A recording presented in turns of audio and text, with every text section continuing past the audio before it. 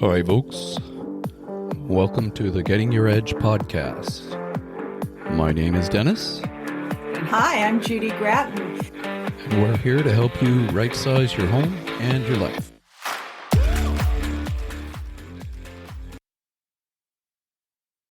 Ladies and gentlemen, this is Dennis Day with the Edge Group team, and we are live on our broadcast of the Getting Your Edge, How to Right-Size Your Home and Life podcast. Our guest today is Representative Adam Smith from Washington 9th District. I'm here with my co-host, Judy Gratton, and we're here to discuss the implementation of a bill. You want to give us the name? It's pretty long. I don't have it memorized. I don't have the name off the top of my head. I've got it. It is End Hedge Fund Control of American Homes Act. And it's my understanding, Congressman Smith, that you and Senator Jeff Merkley are the two people that are presenting this bill. Is that correct? Yeah. There's a bill in the House and a bill in the Senate. So it's a companion legislation. Oh, good. Very good. And Senator Merkley is from Oregon, correct? Correct. Yes. Yeah. Okay. There you go, Dennis. Awesome. Well, let's get going. And if there are any questions that come in, I would prefer them come in the chat so that we don't have interruptions, and then we can alleviate any problems that might come up with inappropriate content. So we'll have a question and answer period about 3:45. This is a live stream, and you may disagree, but we agree to disagree and respect each other's opinions with a respectful way. So get started. Representative Adam Smith, tell us what this bill is and why it's needed.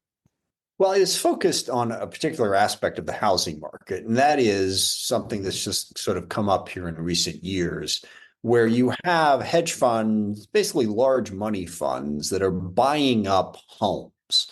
And they buy up primarily what is thought of as starter homes. In other words, the homes that people would initially be able to afford as sort of a first-time home. And they're buying them up so that they can then rent them out. But also, they get the value as real estate goes up in price. They bought the house, they get the value of that. And the reason this is a problem, and I want to be clear on one thing, this is not the biggest reason that housing has become so expensive. Lack of supply is the biggest reason that housing has become so expensive. But this is a contributing factor, and it is growing. At the moment, it's about 3% of housing stock. But in certain key areas, it's much higher than that. And I forget the communities exactly, but I think it's like the Atlanta, a lot in the Southeast, sort of the suburbs of large cities like Atlanta, Jacksonville, that kind of thing. And so it drives up the cost, because when you have a large hedge fund with hundreds of millions of dollars at its disposal, sometimes billions of dollars, they come in and they make cash only offers, no inspections, no nothing. And it's really hard for someone trying to piece together the down payment for their first home to compete with that. So they get driven out. But the bigger problem is something that is actually, I think, the largest economic problem that we face right now. And that is the concentration of wealth. What has happened over the course of the last 50 years is we've seen this massive shift in wealth towards investors and shareholders. They've figured out, companies, how to reward their investors and shareholders more than they reward their workers, and certainly more than they give back to the community. So this has happened in a number of different areas. I think of the family I grew up in. My father was a ramp serviceman for United Airlines at SeaTac Airport. He was a baggage handler. And the last year he worked, the year he passed away in 1985, he made $16 an hour in the city of SeaTac. And he bought the house that we lived in 10 years before that for like $15,000.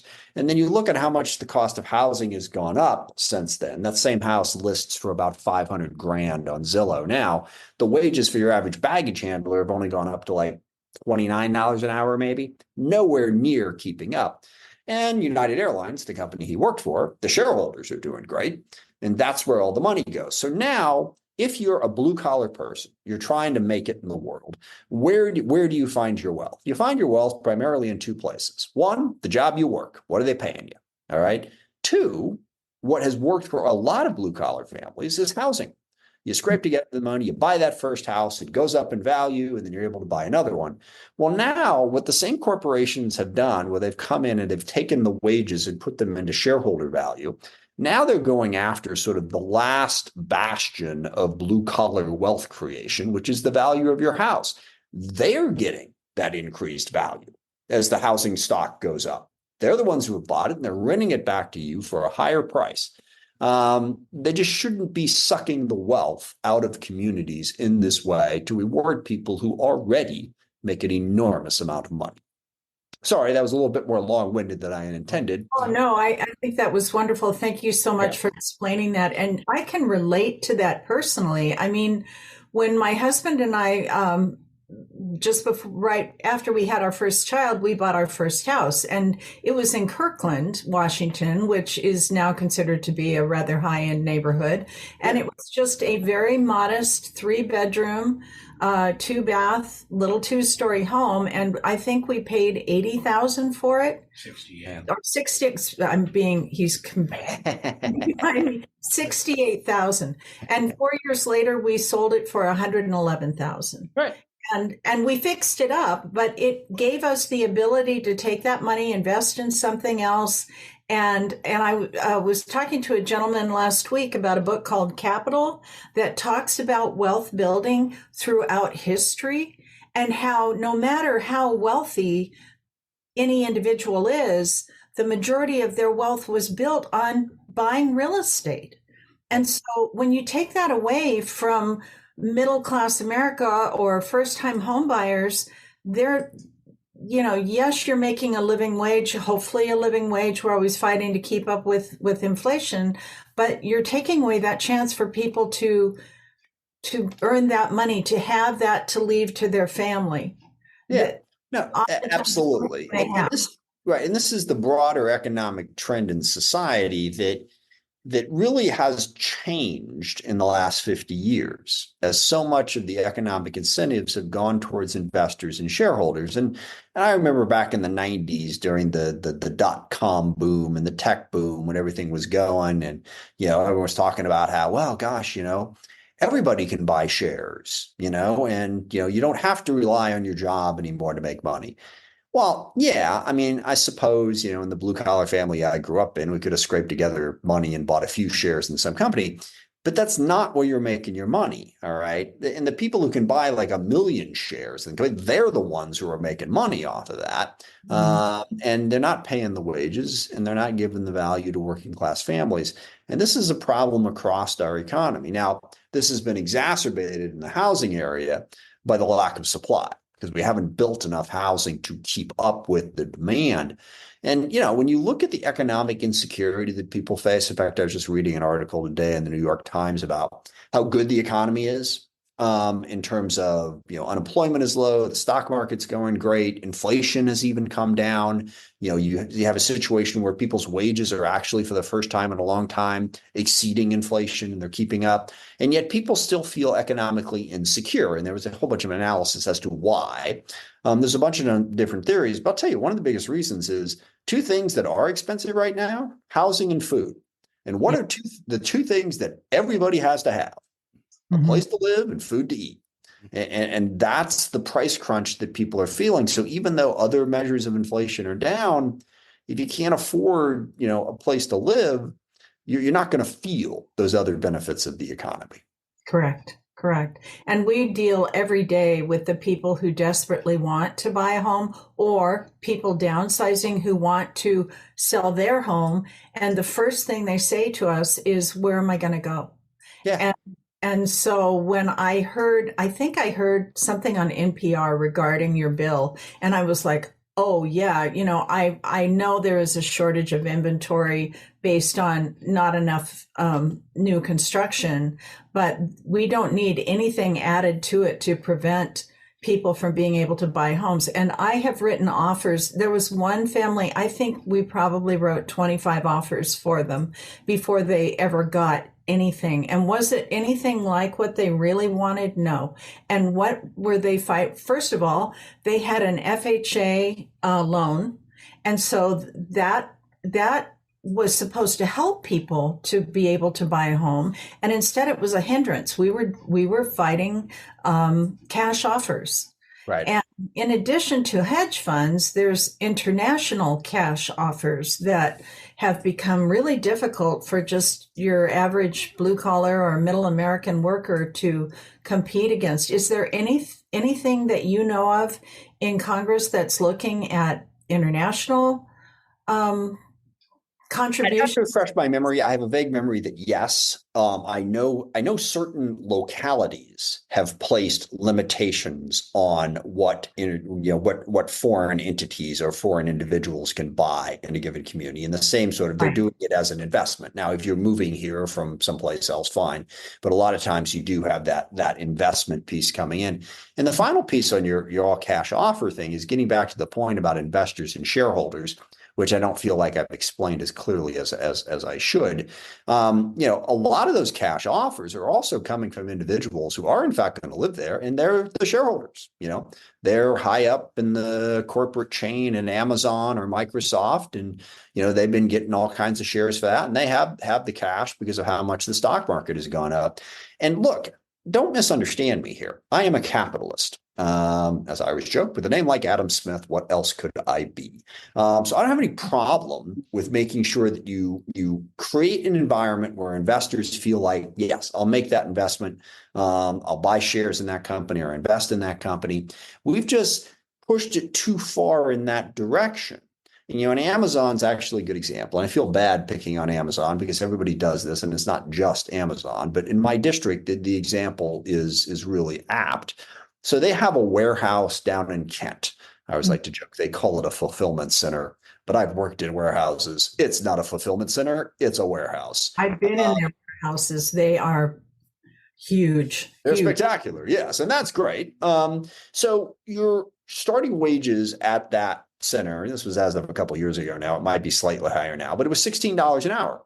Which is, if you told me back in 1983 and 84, when I was first starting to work, that someone was going to pay me $16 an hour, I would have been downright excited. But you can't live on $16 an hour in Kent. Not just certainly you can't live in Bellevue, you can't live in Kirkland, you can't live in Seattle, but you can't live in Kent on $16 an hour because your one bedroom apartment is going for about $2,000 a month. And I don't want to walk through all the math there, but just trust me when I tell you it doesn't work.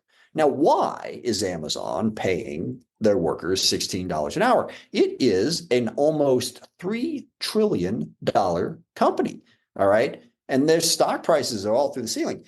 They're paying them that amount because every little bit more that they pay them has a negative impact on the share price, all right? Because people see it as they're not making as much money. Is the share price going to go up or down? So they are rewarding their shareholders. And that's great. Their shareholders are making a whole bunch of money.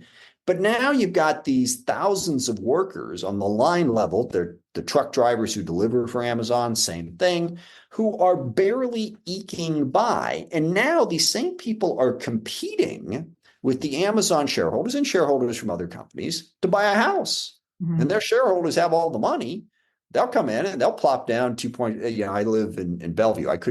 I bought here, my wife and I bought here 11 years ago. I could not afford to live in the house that I'm sitting in right now. That's exactly if I had to buy it today.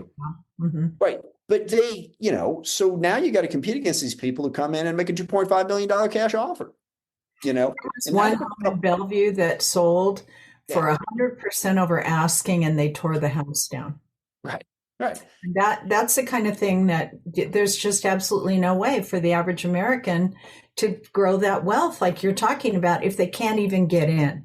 So here's what I want to see happen. Okay. I want to see those workers in those warehouses in Kent making $35 an hour.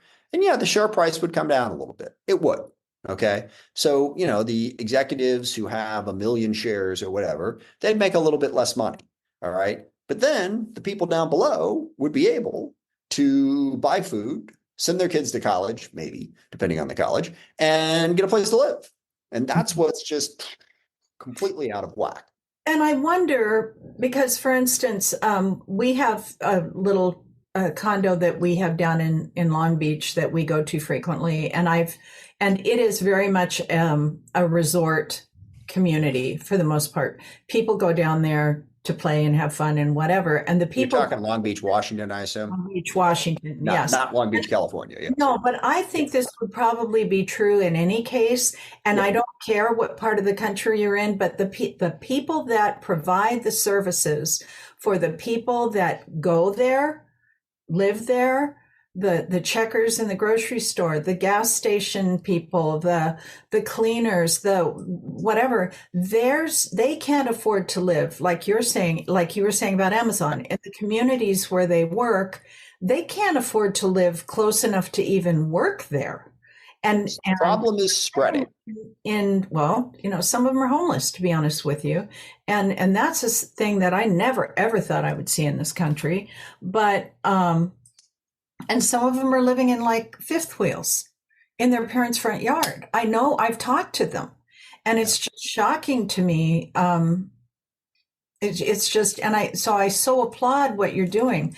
I had another question for you along the lines of the hedge fund purchases, and I don't know if it's hedge funds or corporate purchases of manufactured home parks where seniors live.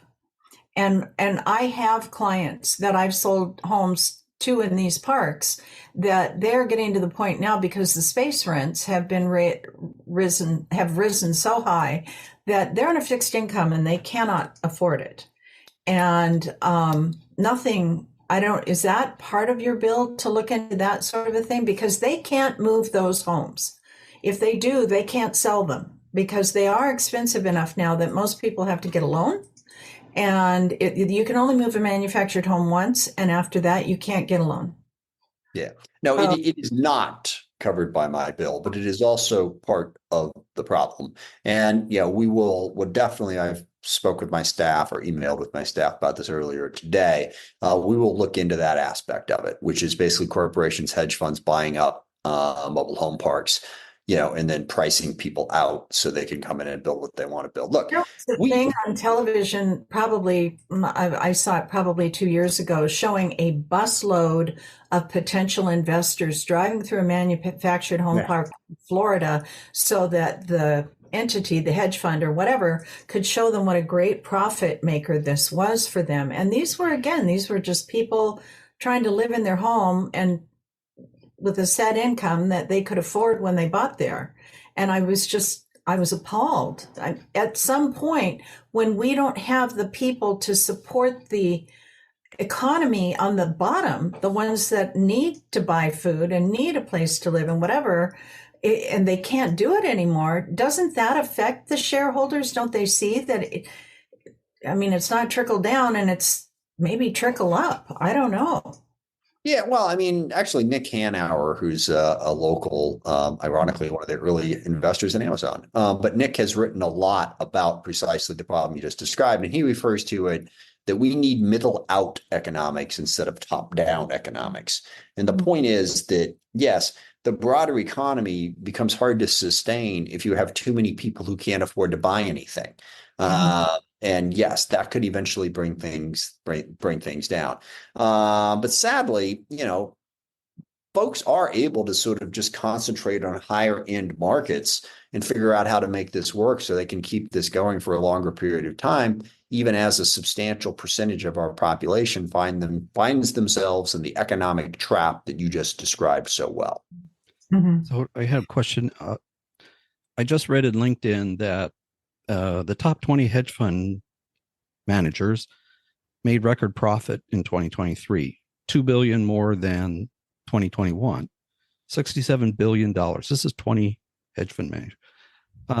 Tell us, what will your bill do to prevent this from continuing?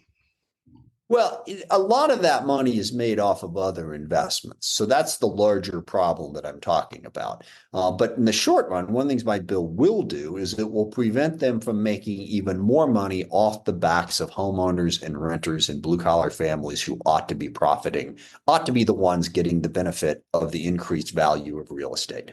So it will help in that regard. But look, I think we have a major crisis in this country of too much wealth being concentrated in the hands of too few people and too many struggling simply to feed themselves and pay the rent.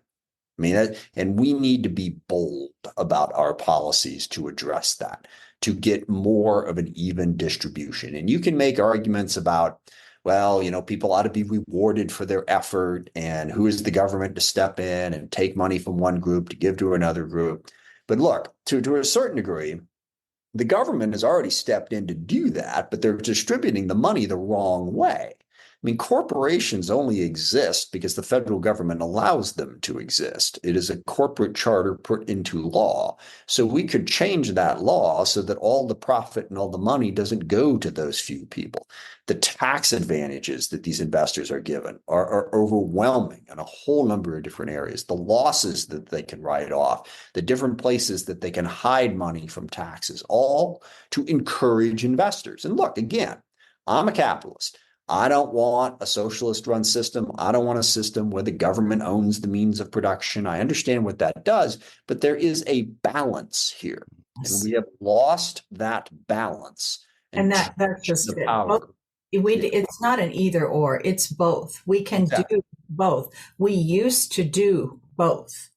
And, and we don't anymore. And that's why I so support what you're trying to do with this bill. And I did have another person, we invited several people to listen in today, and she sent me a long text and was also referring to the corporate takeovers of many businesses that are childcare, veterinary services, pet grooming services, auto repair. Those were some examples that she sent to me, and I healthcare. Oh well, healthcare is all most problematically because and this is the battle with for-profit companies. And here's the thing: you're always striking for that balance between you want to make sure that investors get a reward, you want to make sure that workers are paid a decent wage, and you want to make sure that the companies take care of the community that they live in.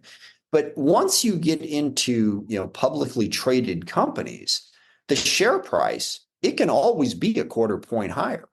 Okay. You can always slash one more thing to drive up your profits and your revenue. And then you take profits and you put them into stock buybacks, which are not taxed, but drive up the price of the shares at the expense of reinvesting in the company for the workers in the community. And so that small group of people that's able to get into that shareholder world that can then make all of that money, that gives them an enormous amount of power and leaves everyone else struggling to pay the bills. Struggling to pay the bills, and that's the reality. And how would this bill implemented? What would it say? What would it do to change this dynamic? Well, first of all, it initially bans any sort of hedge fund. I forget. I think the value is over 50. If you have over a $50 million, it's over some threshold. If your fund is over this amount, you can't buy houses anymore. You can't buy them for investment purposes. And then on a sliding scale over the course of 10 years, it requires those funds to divest the houses that they do own. So basically, it's a ban on those sorts of hedge funds purchasing residential housing. Is this going to have any effect on, say, the mom pop investor who did well, bought a condo, rents it out, gets an income, then sells it for a profit? No, that's why we set that threshold, valuation. Because my in-laws, they moved to Portland 30 some odd years ago. And they started buying up property just like this, starter homes. And then my father-in-law was a very talented craftsman, so they would rebuild them and then they would maybe rent them out for a while or then sell them. No, you're that sort, and I know a lot of people. That's another way that the blue collar people make money if they can afford to do it and have the skills. So no, it does not affect that. Okay. Right. And in reading your information, I also noticed that you talked about how when hedge funds do own real estate, a couple of things happen. Number one, they don't take care of it as well as a small owner might do, and number two, the rents have a tendency to be higher and go up more often. And number three, well, three things, and that is that they're quicker to evict people. They're not willing to work with. Absolutely. And mhm. Yeah, we ran into that, no question, both during the pandemic and then also during the financial crisis, the Great Recession in 2008 and, to 2011, is, you had a lot of people who were trapped with the changing economic circumstances. And then, you would work with them to rejigger their mortgage, rejigger their rent payments. And everyone always said, if it was a local person who owned the property, whether commercial or residential, you could usually work it out. But when you had the large conglomerate, they're just bean counters. They're not looking to negotiate anything. You're not paying, you're out. So yeah, I agree with that point. I was in real estate at that time, and I remember one home in particular where I was showing it. It was vacant. It was in a short sale, and we walked in, and in the child's bedroom, they had written on the walls, plural, all the way around the room, from the top of the ceiling to the floor, what happened to their family. I was in tears when I left that house. These sorts of things aren't just numbers on a board. They're human beings, and it's tragic when they can't buy a home, they lose their home, if no fault of their own. So, well, and I think the housing crisis is a crisis, and I think we're still stuck in old thinking about how to address it. I've received a fair amount of criticism for this bill as government overreach, blocking the private sector, and when it comes to also building more housing, we still have permitting processes and zoning processes that make it very difficult to build housing, even as we have this incredible need. So I just think it's time for a little radical thought, because I don't think people fully appreciate what an impact it's having on our society that housing is so difficult for so many people to afford. mm-hmm. I agree completely. And I just, I also at one point a couple of years ago heard, and I don't remember what source, that there were literally entire neighborhoods being purchased up by hedge funds. Oh yeah. Not just one here. Oh yeah. No, that's what they're doing is wherever a house comes up for sale in these neighborhoods, and then they control the market. Okay. Mm-hmm. You're coming in to rent a place. They own all the places, so you have to pay what they're willing to pay. Now, again, one of the things that really empowers them is the limited supply. Now, I mean, also, the more you've got these large corporate investors, owning property, the less incentive they have to build more. Okay. Because they build more, they're just driving down the price of their rental properties. Mm-hmm. So yeah, it's all kinds of bad to have these groups coming in there. I mean, look, it's not dissimilar to the subprime mortgage crisis, where they figured out a way to commoditize mortgages and then sell them and take the profit. Well, now they're commoditizing single family homes to also take the profit. Well, does this include investing in things like multifamily apartments or condominium complexes? We don't touch multifamily apartments in this bill. And yeah, it's a slightly different situation. But again, I would think it would be a problem if too many apartment buildings were owned by hedge funds, for the reasons that Judy just mentioned a minute ago about how they approach, ownership of rental property differently than a local company or a small investor would. Mm-hmm. Well, how much chance does this bill have? Where is it at in the process? Yeah, at the moment, it has no chance to move through this particular Congress. I mean, the Republicans control Congress. They are not inclined to be supportive of this because they support business more than they support the individuals in this context. But what I'm trying to do is spark the conversation so that one day soon, this will be passable. It will grow in bipartisan support and move forward. I've always said about politics and public policy, you have to be patient and persistent. You rarely come up with an idea, and a month later it's enacted. It's the nature of our system that you got to work through the process. So this is the first step in building the level of support necessary to hopefully be able to move this legislation forward. Well, as realtors, I, I personally, and I think I can speak for Dennis. Part of the reason I got into this business is because I wanted to see people be able to buy homes to live in, not just to get a commission, but because it's important for us to all have a place to feel safe. And so that is, again, why when I heard what you were doing, it really resonated with me as a realtor to want to be able to support the idea of middle-class America being able to own their homes. And anything that we can do to help spread the word, that's what we're trying to do here today. Please don't hesitate to let us know. You and your staff have just been incredibly accommodating to come and do this with us. I know you're very, very busy right now. There's a lot going on in the world. That is for sure. But this is an important issue, and I appreciate you giving me the chance. Right now, to purchase a median priced home in King County, they're estimating you need $180,000 as a family. Yeah. And we are in a high wealth area. We really are. I mean, but even with the high wealth area, that's putting homes out of reach of many of even the tech. As Judy pointed out, we're in a high wealth area, but not everybody participates in the high wealth aspect of it. Right. You've still got all of these jobs. Well, again, I go back to the airport. I represent SeaTax where my father worked all those years ago. You got a lot of people working out at the airport, and they're all making, well, not all, but a lot of them making 15 to 20 bucks an hour. And there's a lot of jobs. Go back to the fulfillment center in Kent. Now, so you got a lot of people, and these jobs have to be done. Okay. It's not like we don't need the jobs. You need someone to do them, and you're paying them a wage that they can't live on.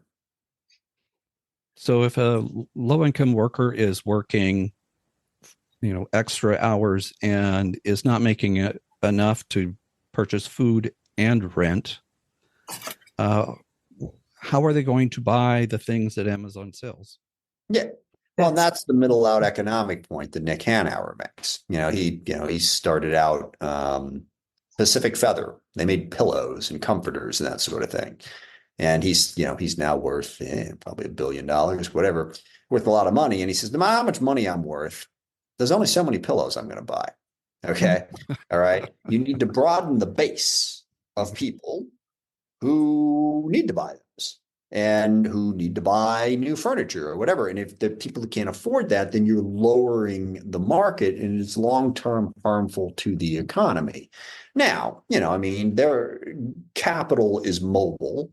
We have a global economy now. And so people move capital around the world and where it is they can get a return on it. So to some extent, the folks at the top end, they survive and they got a pretty big cushion. But I think the real issue here is just the way it divides our society between the haves and the have-nots. And it's always going to be a balance. There's no such thing as true equality. I know my friends on the far left will argue with me about that, but there's not. Some people are going to work harder. Some people are going to get lucky. Things are going to happen. But the question is, how big is that gap? And society as a whole will tolerate a certain gap. But when you've got the gap now where you've got so many people who are struggling to pay for food, for housing, for healthcare, for education. I grew up on the lower end of the economic scale, but I could afford college. I worked from the time I was 11 years old. It wasn't handed to me by any stretch of the imagination, but it was doable. I bought my first house, right before I met my wife, for $94,000, a townhouse in Kent in 1992. Okay. And it pushed me a little bit, but I was able to do it, now you've got this huge gap where people can't buy a house, struggle to pay rent, can't afford the education without going hopelessly in debt, and struggle to pay for healthcare. And that's a concentration of wealth that is leaving too many people too far behind. Mm-hmm. How can tax reform help on this? Well, tax reform, biggest way it could help is to go after some of those advantages that I mentioned that are existing in the tax code that reward investors. Sort of heads I win, tails you lose sort of scenario where they make money, they get to keep it. They don't make money, they get to write it off. There are all kinds of things in the tax code that make it easy for people making a ton of money to not pay much in the way of taxes. It's not the rates so much as it is the write-offs and exceptions and deductions. So yeah, if we were to reform the tax code to take away those write-offs and simplify it, that would make a huge difference as well. Just stopping the government. I mean, I hear people saying we need, and it's like, okay, then what? How are you going to maintain the roads? And I've heard people say, that I don't want to pay my taxes. Well, that's great, but the hospitals, the policemen, the schools, all the things that you take advantage of will be gone. Is that what you want? I don't understand it. And I don't think that's really what people want. I think like you said, where everybody gets to make something. No, it's not going to be perfect. Yes, there'll be people at the lower end of the spectrum and at the higher end of the spectrum, but that gap does not have to be this large.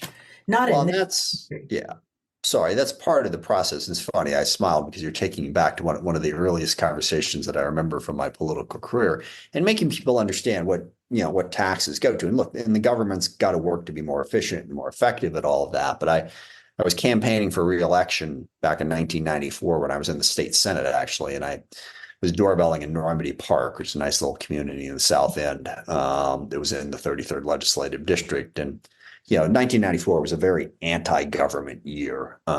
Democrats, I'm a Democrat, were in trouble. People were upset. And I knocked on this door, and this very nice, 50-something woman answered the door. And, and she was upset about where government was going. And, as a Democrat, I was bearing some of the responsibility for that. She said, I don't know, my husband and I, we've worked hard all our life. We've never gotten anything from the government, put 3 kids through college.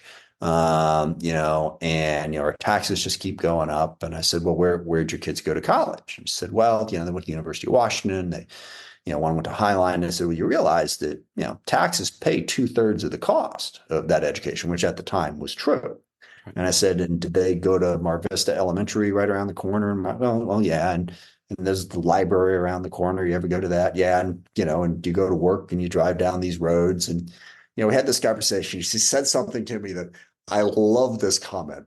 After a while, she stopped and she just looked at me and she said, well, I guess I'm just not as good at arguing as you are. And I'm thinking to myself, no, ma'am, no, you're wrong. Okay. And there's nothing wrong with that.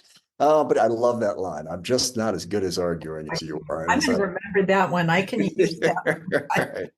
Right. But yeah, so that's the balance we're trying to strike. So, and look, we in government, I think Democrats, we have not done as good a job as getting taxpayers the value that they should get out of the money they give us. And we got to do a lot more work on that, whether you're talking about things like the Regional Homeless Authority that was an utter disaster in King County, the way our criminal justice system is run, the permitting process on building housing.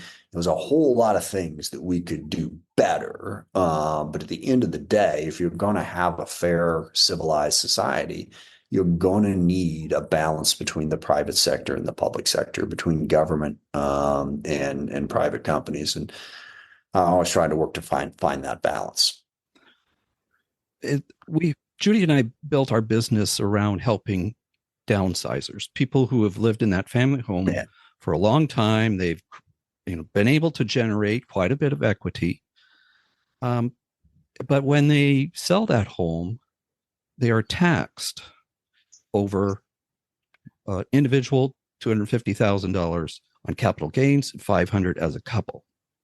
That number has not changed for decades.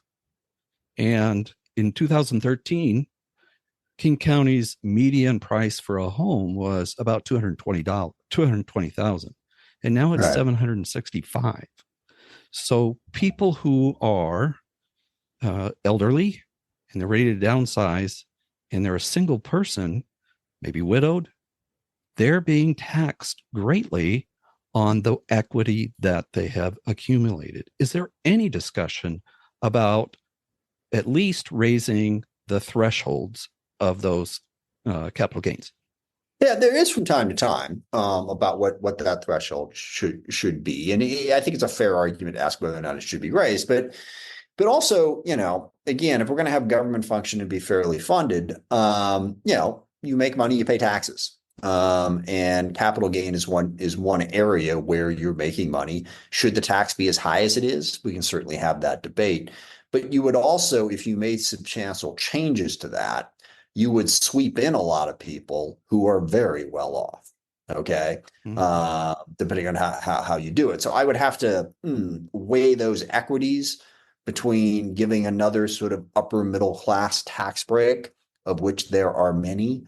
And I'm weird. I'm kind of upper middle class, and I don't mind paying taxes. I feel like I've been fortunate. I've been lucky, and paid it up. And so we do. So that's I would have to try to balance those equities, but certainly at this point, raising what the rate is I think a justifiable argument. Or possibly it could be raised only if your income is a certain level, or Sure. So that there's some kind of balance there to offset it. And so that, like we're talking about the seniors, that they didn't intentionally mean for their home to go up to be $1 million. They bought it at, 130,000, and now it's $1 million. Wonderful, sort of, but could be wonderful all the way around, actually. Yeah. Now it'd be more wonderful if you didn't have to pay taxes on it. But even with the taxes, you'd rather have that than have a house that's still only worth $130,000. But yes, I am aware of that challenge. I do have to run in just a couple of minutes. Was there any last thing you wanted to make sure I covered? I think you've done an excellent job, and we really, really appreciate you giving us this time. I can't thank you likewise. Enough. And again, if we can do anything, please feel free to let us know. I don't know what we can do. I'm in Buffalo, you're kind of doing it. And to Dennis's question earlier about, what chance does the bill have? This is how the bill gets more of a chance, is just to have an opportunity to make the case. And you've given me that. People's power are their vote. That's the power we have to try and make a difference. And to lobby. Vote. Okay, yeah, vote and also lobby. Tell your elected representatives what's important to you. Okay. I do. Yes. And that's a good thing. Besides voting, sending letters, phone calls, emails, are these really effective? Absolutely. It is one of the most misunderstood thing in American politics. And I can tell you, I have been a retail politician, elected representative for 33 years. And I can tell you, if my constituents say something's important to them, it absolutely matters to me. It gets, the more of them who are saying it, the more often they say it. Now, look, it's not snap your fingers, I want this. Yes, you get it. But it definitely has an impact on any elected official if constituents express their views on a given issue. Well, Representative Adam Smith, thank you so much for your time. We really appreciate you, and you obviously have my vote. That's fine. I appreciate that, and I appreciate the work you do as well. Realtors are incredibly important in our community, and I appreciate what you do. Thank you so much. Thank you. It's nice to meet you both. Nice meeting you too. Good Have luck. a great day. Bye now. Bye-bye. Well, that's it, folks. Wow. Wow.